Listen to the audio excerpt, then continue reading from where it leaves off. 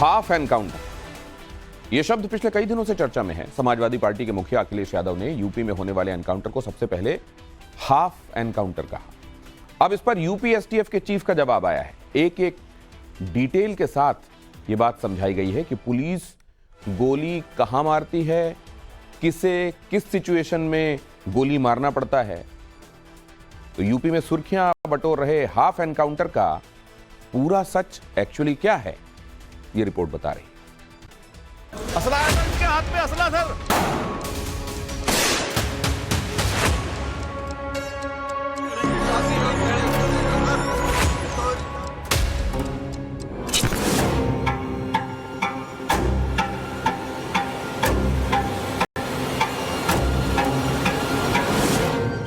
बेटी की सुरक्षा में कोई सेंध नहीं लगा सकता। अगर कोई लगाएगा तो उसको उसका खामियाजा भुगतना पड़ेगा। बड़े पैमाने पर टांग में गोली लगी है या हाथ में गोली लगी है, इसका नाम दिया है हाफ एनकाउंटर। एसटीएफ को बड़े अपराधियों के विरुद्ध लगाया जाता है, ऐसे अपराधियों के विरुद्ध लगाया जाता है जो खूंखार हैं, पुलिस से फायर कर देते हैं, पुलिसकर्मियों की हत्या कर चुके हैं। यूपी में गोली चलती है और नामी गिरामी बदमाश लंगड़ाने लगता है। क्या यह हाफ एनकाउंटर है? असला है सर, इसके हाथ में असला सर। योगी की पुलिस गोली मारती है तो कुख्यात आरोपी व्हील चेयर पर आ जाता है। क्या यह हाफ एनकाउंटर है? फर्जी एनकाउंटर घर से ले जाइए पकड़ के, गोली मार दीजिए। केहू का गोड़ में मार दीजिए, केहू का छाती पे मार दीजिए, केहू का कपार में मार दीजिए। क्या अगर वो करेगा तो भोगतेगा भी फिर, और इसीलिए मैं यहाँ पे आया हूँ। और भाजपा ने तो इतने एनकाउंटर किए, उत्तर प्रदेश को फर्जी एनकाउंटर की राजधानी बना दिए। हाफ एनकाउंटर, जैसा कि सुनने से किसी को भी समझ आ जाएगा, ऐसा एनकाउंटर जिसमें आरोपी को मारा नहीं जाता बल्कि उसे घायल किया जाता है। जैसा कि इन 5 तस्वीरों में हुआ। शामली में 50,000 का इनामी बदमाश जिंदा पकड़ा गया। कुशीनगर में 25,000 के इनामी मुस्तकीम को नकली नोटों के फर्जीवाड़े में एनकाउंटर के बाद धर लिया गया। गाजियाबाद में पकड़े गए वसीम और कबीर की लूटपाट की घटनाओं को लेकर लंबे टाइम से तलाश थी। फतेहपुर में लुटेरे के पैर में पुलिस ने गोली मारी और फिर अस्पताल पहुंचाया। और आजमगढ़ में गोकशी के आरोपी का एनकाउंटर हुआ। योगी आदित्यनाथ और उनकी पुलिस की नजर में यह सब एनकाउंटर ही है, जबकि अखिलेश यादव ऐसी मुठभेड़ को या तो हाफ एनकाउंटर की संज्ञा देते हैं या फिर फर्जी एनकाउंटर। अखिलेश किसे फर्जी बताएंगे और किसे हाफ एनकाउंटर, इसे आरोपी के सरनेम के आधार पर डिसाइड करते हैं। जैसा कि मंगेश यादव को लेकर हुआ, मोहम्मद जाहिद को लेकर हुआ।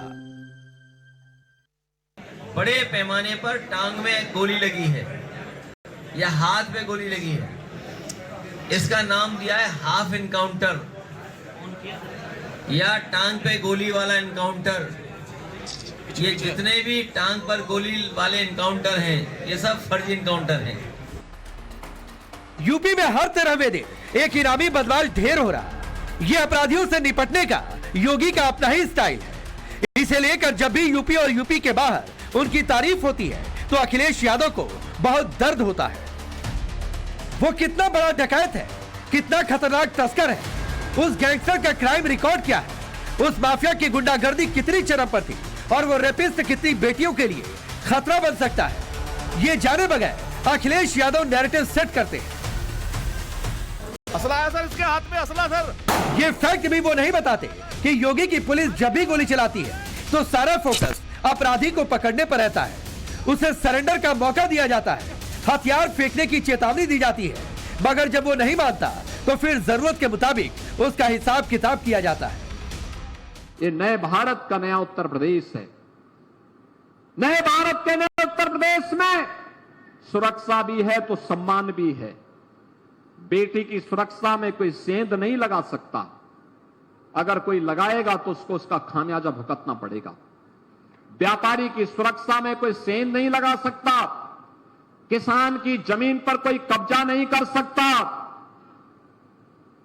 किसी गरीब की झोपड़ी को कोई उजाड़ने का दुस्साहस नहीं कर सकता है, और अगर करेगा तो उसको उसका खामियाजा भुगतना पड़ेगा। आज आप देख रहे होंगे ये माफियाज गिड़गड़ा रहे हैं, कह रहे हुजूर एक बार जान बकस दो, बस आगे से थैली लगा करके पेट भर लेंगे, लेकिन किसी को छेड़ेंगे नहीं, किसी की संपत्ति पर कब्जा नहीं करेंगे, रात चलते हुए राहगीर पर या व्यापारी पर गोली नहीं बरसाएंगे। योगी सरकार में ऐसे 10,000 से ज्यादा एनकाउंटर हो चुके हैं जिन पर अखिलेश यादव एतमाद नहीं करते। दूध का दूध सामने आ सके, इसके लिए कई केसों की जांच होती रहती है। एनकाउंटर सही है या गलत, इसके लिए मजिस्ट्रेट जांच बिठाई जाती है। जो रिपोर्ट तैयार होती है वो शासन प्रशासन को भेजी जाती है और फिर एनकाउंटर फेक पाया गया तो दोषी पुलिसकर्मी पर एक्शन लिया जाता है। सुल्तानपुर डकैती में शामिल अनुज प्रताप सिंह के एनकाउंटर की इसी तरह जांच होगी। 15 दिनों के बाद रिपोर्ट सौंपी जाएगी और फिर आगे की प्रक्रिया होगी। योगी सरकार में ऐसे कई एनकाउंटर पर सवाल उठाए गए। सवाल इसलिए भी क्योंकि इतने एनकाउंटर पहले सुने नहीं गए थे। 20 मार्च 2017 से 5 सितंबर 2024 तक के आंकड़ों के मुताबिक यूपी पुलिस ने 12,964 एनकाउंटर किए, जिसमें 27,117 आरोपी गिरफ्तार किए गए, 207 मारे गए। इन एनकाउंटर्स में 1,601 पुलिसकर्मी घायल हुए, 17 वीर गति को प्राप्त हुए। अगर ये एनकाउंटर फेक होते तो क्या पुलिस कर्मियों की मौत और उनके घायलों का आंकड़ा इतना ज्यादा होता? इसे समाजवादी पार्टी नजरअंदाज कर रही है और योगी की इमेज पर सवाल उठा रही है। माननीय अखिलेश यादव जी ने हमेशा ये कहा है कि किसी का इनकाउंटर पुलिस को करने का कानून में अधिकार नहीं है। फर्जी इनकाउंटर घर से ले जाइए पकड़ के, गोली मार दीजिए, केहू का गोड़ में मार दीजिए, केहू का छाती पे मार दीजिए, केहू का कपार में मार दीजिए। कुशीनगर में व्हील चेयर पर बैठे इन आरोपियों का गुनाह यह है कि इन्होंने फर्जी नोट बनाकर इंटरनेशनल तस्करी की। इसमें समाजवादी पार्टी से जुड़ा मोहम्मद रफी उर्फ बबलू भी शामिल है। अब उसकी इमेज अखिलेश यादव के साथ है, क्या ये सोचकर पुलिस उसे छोड़ देगी? कानपुर में लंगड़ाते हुए चलने वाला मुकेश चेन स्नैचिंग की वारदात को अंजाम दे चुका था। पुलिस ने इसे घेर कर दबोच लिया। लुटेरा मुकेश समाजवादी पार्टी के पूर्व विधायक का करीबी है, तो क्या इस बिना पर उसे रियायत दे देनी चाहिए? और एटा के समाजवादी पार्टी के पूर्व जिला पंचायत अध्यक्ष के बेटे और 25,000 के इनामी पुष्पेंद्र को एसटीएफ गैंगस्टर के तहत कार्रवाई करती है, तो क्या इसे भी हाफ एनकाउंटर कहा जाए? वाइटल पार्ट्स पे गोली तभी चलाई जाती है जब कोई और विकल्प ना हो तथा जब हमलावर अत्यंत आक्रामक हो रहा हो तथा पुलिसकर्मियों की जान लेने पे उतारू। याद कीजिए, जिस विकास दुबे एनकाउंटर पर खूब हो हल्ला मचा, उसमें सुप्रीम कोर्ट की तरफ से गठित की गई जांच टीम ने कुछ भी गलत नहीं पाया। अतीक के बेटे असद के एनकाउंटर को भी जांच आयोग की रिपोर्ट में क्लीन चिट दी गई। ये भी गौर करने वाली बात है कि योगी आदित्यनाथ के शुरुआती 3 सालों के 74 एनकाउंटर की जांच हुई थी, जिसमें पुलिस पर कोई भी सवाल नहीं उठे। योगी आदित्यनाथ को नैरेटिव से फर्क नहीं पड़ता। उन्होंने यूपी को भयमुक्त बनाने के लिए पुलिस को एक लिमिट तक पावर दे रखी है। एनकाउंटर किसका होगा, कब होगा, यह जाति देखकर तय नहीं होता, लेकिन यह मैसेज एकदम क्लियर है कि अपराधी को छोड़ा नहीं जाएगा।